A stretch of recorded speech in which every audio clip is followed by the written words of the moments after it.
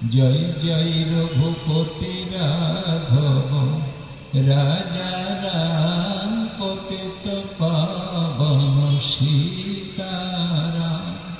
ভগবান শ্রীরামচন্দ্রের নাম করছে এমন সময়, হেন কালে রামচন্দ্র তথায় আইলা, কি করো বলে তাহারে পৌঁছিলা। যখন বলছে হ্যাঁ তুমি কি করছো, কার নাম করছো, তখন জনাবাই বলছে কে তোমরা, তোমাদের তো এর আগে কখনো এখানে দেখিনি। হ্যাঁ গো কে তোমরা? লক্ষণ বলছে চিনতে পারছো না? তুমি যার নাম করছিলে এই হলেন সেই ভগবান শ্রীরামচন্দ্র, দশরথ, অযোধ্যার রাজা দশরথের জ্যেষ্ঠ পুত্র। আর ইনি হলেন মা সীতা ঠাকুরানী, ওনার সহধর্মিনী।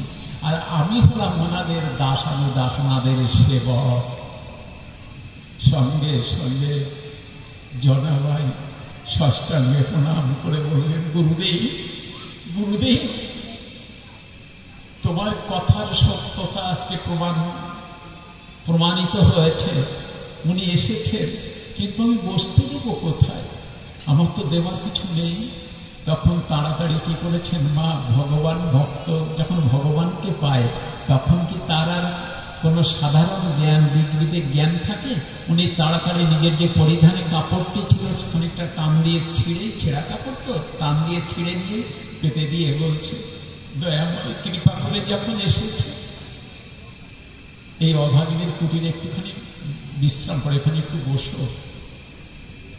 বসতে দিয়েছে।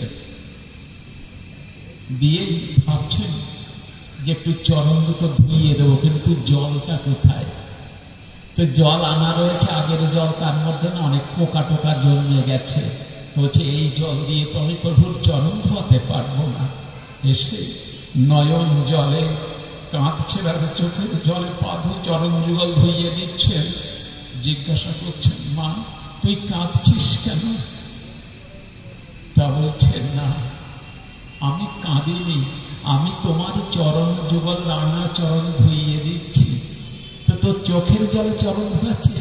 বলছে বাইরের জলে তো অনেক কিছু কীট পতঙ্গ থাকতে পারে, বালিকণা থাকতে পারে, আমি ভেবে দেখলাম এর চেয়ে বিশুদ্ধ জল আর কিছু হয় না যা দিয়ে তোমার চরণ ধোয়ানো যায়। তাই দয়াময় আমি আমার এই নয়ন জলে তোমার আতুল চরণ ধুইয়ে দিচ্ছি। বলছেন, মা আমরা তো অনেক দূরে যাব, তা যদি তোর ঘরে কিছু খাবার থাকে তাহলে আমাদেরকে দে মা। দেখেছেন আমার গৌরী বলেছিলেন এই কথাটা, আমার ভক্তের দ্রব্য আমি কাড়িয়া খাই, অভক্তের থাকিলেও কোটি ধন উলটি না চাই। আমি ফিরেও তাকাই না অভক্তের জিনিস, যে আমার ভক্ত আমি তারটাই গ্রহণ করি। তাই আজকে জনাবাই ভিলের মেয়ে, তার কাছে রাজাধিরাজ ভগবান শ্রীরামচন্দ্র চাইছেন আমাকে কিছু খেতে দে না মা। তাই ভগবানের জন্য একটা ওই শুকনো বড় বড় পাতা পড়ে আছে, সেই পাতা নিয়ে এসে ভালো করে মুছে দিয়ে সেই পাতার উপরে ফল দিয়েছেন। বেশিরভাগ ফলগুলোই কিন্তু কামড়িয়ে খাওয়ার মতো। তো ভগবান শ্রীরামচন্দ্র যখন হাত ধুয়ে যখন এই ফল সেবা করতে যাচ্ছেন, লক্ষণ হাতটা চেপে ধরেছেন। দাদা তোমার কি বুদ্ধি সব লোপ পেয়েছে? তুমি দেখছো না ওই ফলগুলো সব এঁটো ফল, ওই যে মেয়েটা কামড়িয়ে খেয়েছে সেই ফল তোমাকে দিচ্ছে। ওর দাঁতের দাগ রয়েছে স্পষ্ট। ভগবান শ্রীরামচন্দ্র বললেন, লক্ষণ তুই শুধু দাঁতের দাগ দেখলি ওই ফলের মধ্যে, শুধু দাঁতের দাগ দেখলি না মা আমার কোন ভক্তি দ্বারা ওই ফলটা নিবেদন করেছিল, আমার জন্য রেখেছে। একবার কি ভেবেছিস? আমাদেরকে অনেক ভক্ত অনেকভাবেই তো খেতে দেয়, থালা ভরা মিঠাই আর ডালা ভরা ফল। সবার চেয়ে উত্তম সেবা ভক্তের দুই নয়নের জল। যে ভক্ত নয়ন জলে অর্চনা করে আমাকে সেবা দেয়, আমি সেই ভক্তের দ্রব্যই আমি সেটা গ্রহণ করি অমৃত সদৃশ অভাব। শুধু ভক্ত স্বজন মন্দিনী ভক্তিমতী মায়েরা, পরমেশ্বর করুণাময় শ্রী ভগবান রামচন্দ্র সেই ফল আস্বাদন করে বললেন, মা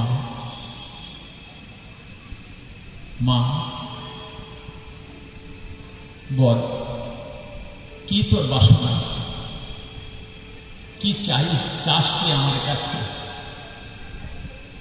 তুই যা চাইবি আমি তোকে তাই দিয়ে যাব। সত্যি দেবী দয়াময়, কি চাইবো আমি বলে তো?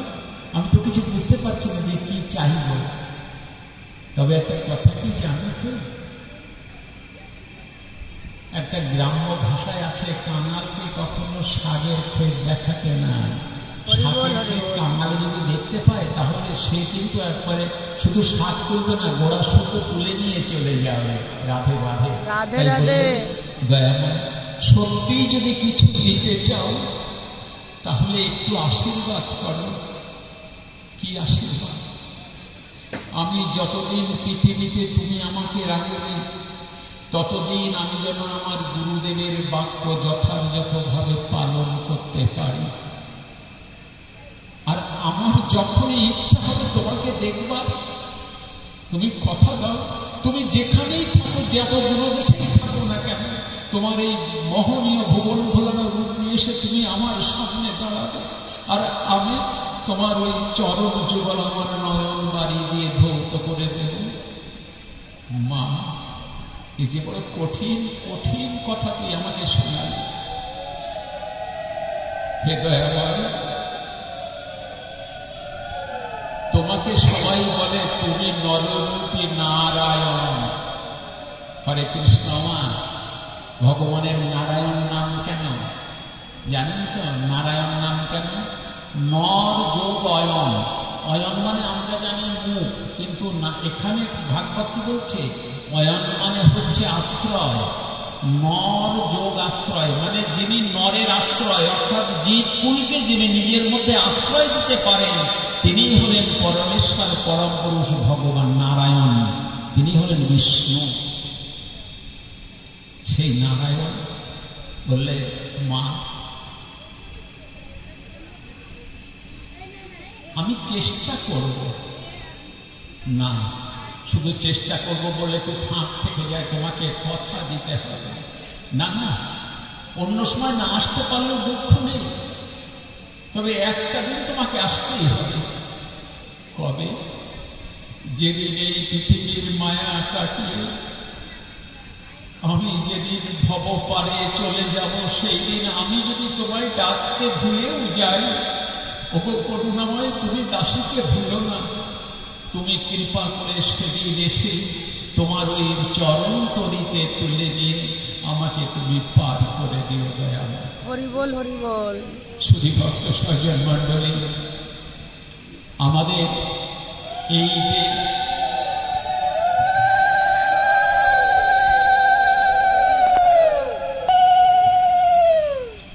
গোপালনগর হাই স্কুল মাঠে আমাদের এই ভক্তমণ্ডলীর ঐকান্তিক প্রচেষ্টায় এবং আপনাদের প্রত্যেকের সহানুভূতি সাহায্যের বিনিময়ে যে অনুষ্ঠানটি হচ্ছে, আমি পরম পিতার কাছে সকলের জন্য এইটুকু প্রার্থনা রেখে যাব, এই অনুষ্ঠান যেন আরো সুন্দর, আরো বিস্তৃতি লাভ করে এবং এলাকার প্রত্যেকটি নরনারীর অন্তর মানে মনের মনে কোথায় যেন গেঁথে থাকে ভগবানের এই মাধুর্যমণ্ডিত লীলা। আপনারা জানেন মহাপ্রভু যে পঞ্চবিধা সাধনের কথা আমাদেরকে বলেছেন, তার মধ্যে প্রথম হচ্ছে সাধু সঙ্গ, কৃষ্ণ সেবা, ভাগবত নাম এবং ব্রজবাস। এই পঞ্চ সাধন শুধুমাত্র এইখানে যারা এসেছেন তাদেরই এই পঞ্চবিধা সাধনের পূর্ণ ফল আপনারা লাভ করতে পারবেন। কেননা এখানে যেমন সাধু সঙ্গটি হচ্ছে, তেমনি আপনারা কৃষ্ণের সেবার জন্য যেটুকু দান করবেন সেটুকু কৃষ্ণ সেবায় রাখছেন। তারপরে ভাগবতী অমৃত আপনারা সাধন করছেন। না না, আমি অমৃত দিতে পারবো না, তবে অনেক মহাজনরা তো আপনাদের সামনে এখানে হরিকথা সাধন করবেন, ভাগবত প্রবচন রাখবেন, তাদের শ্রীবদনে আপনার অবশ্যই শুনবেন। এবং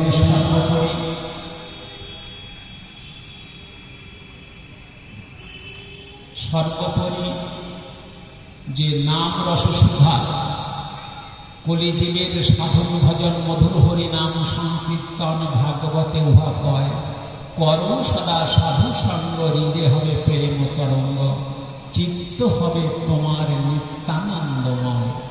সেই নিত্যানন্দময় আমাদের মনের বাসনা পূর্ণ হবে এই অনুষ্ঠানে যোগদানের ফলে।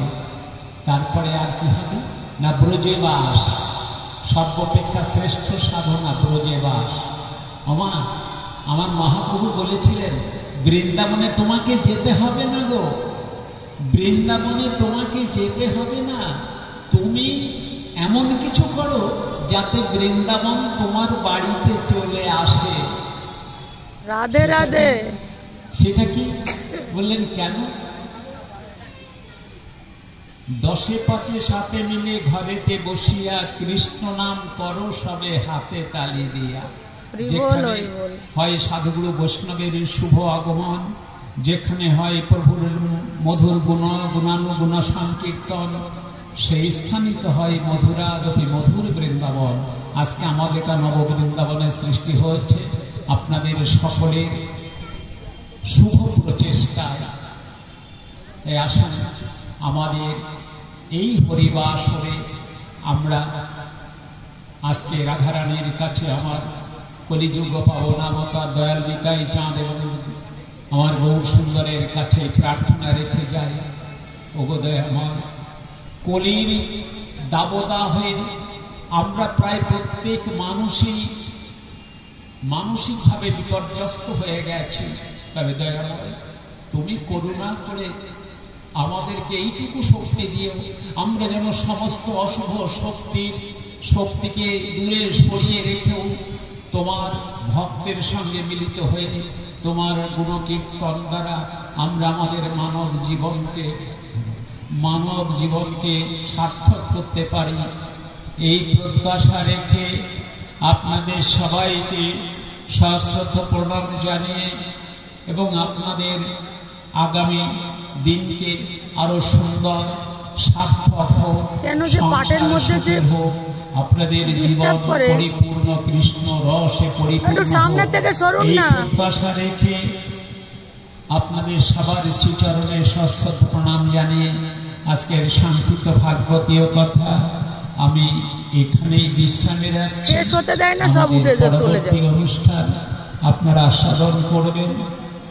আমার শরীরটা একটু কম ভালো আজকের জন্য, তথাপিও আসতে পেরেছি, যাই হোক অপরাধ মার্জনা করবেন। বঞ্ছা কল্পতরুভশ্চ কৃপা সিন্ধুভ্যৈব চ পতিতানাং পাবনেভ্যো জয় জয় বৈষ্ণবেভ্যো নমো নমঃ। হরে কৃষ্ণ। শেষ হবে তাই এরা শেষ করতে যাচ্ছে, আগেই উঠে যাচ্ছে, একটু শেষ পর্যন্ত শুনতেও দেয় না, কথা বলতেও দেয় না। না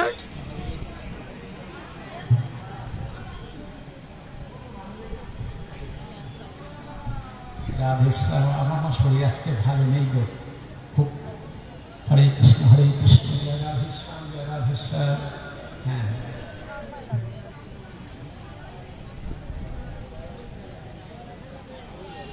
সবাই চলে যাক, তারপর আমরা যাবো, ঠিক আছে? ফাঁকাও প্রণাম করতে হবে, আর কিচ্ছু না। তোমার মাথায় ভাগবত থেকে দেবে।